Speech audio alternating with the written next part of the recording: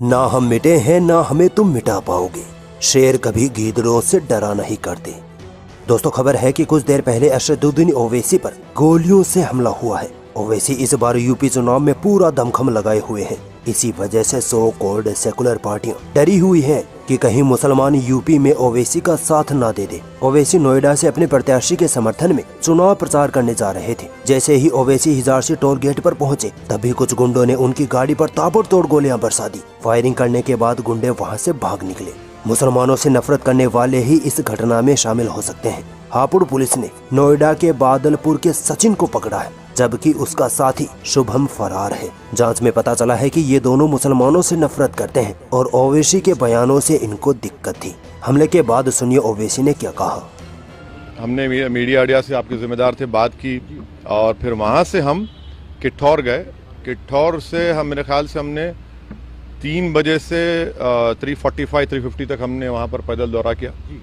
फिर हमारे नुमान रोफिल साहब के घर में हम गए। वहाँ पर थोड़ा बहुत लंच का चाय का इंतजाम था, करके नमाज पढ़े और वहाँ दिल्ली आने के लिए जब हम इस पिलखुवा के पास जो टोल गेट है वहाँ पर हम पहुँचे, हमारे साथ 4 गाड़ियाँ थी।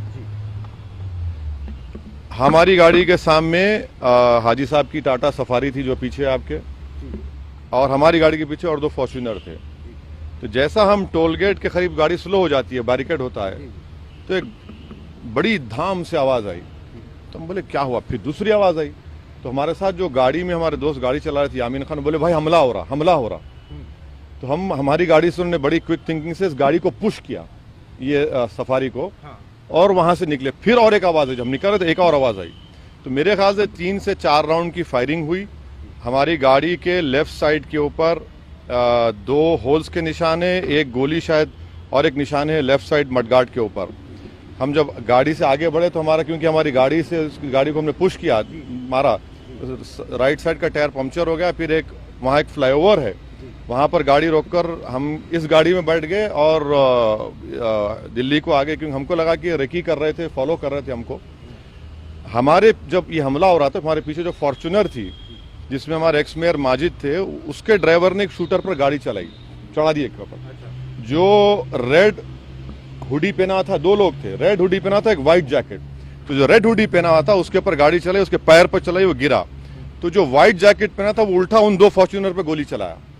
तो अब हमारी थोड़ी देर पहले एडिशनल एसपी वहां से जो है जिम्मेदार, उनसे बात की। उन्होंने कहा कि हाँ सर, आर्म्स जो इस्तेमाल है वो भी मिला, हथियार भी मिला, और एक शूटर पकड़ा भी गया।